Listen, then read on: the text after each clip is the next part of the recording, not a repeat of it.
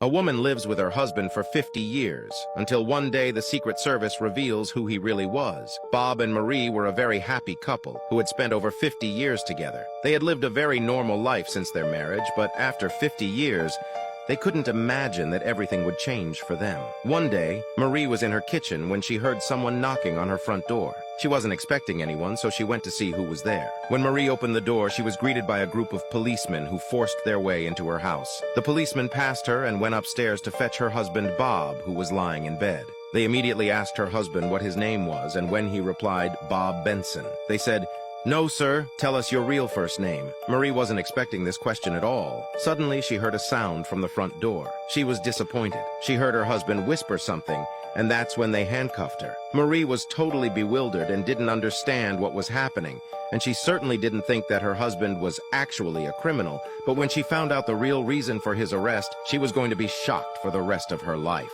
Follow me and find out what happened next in part 2.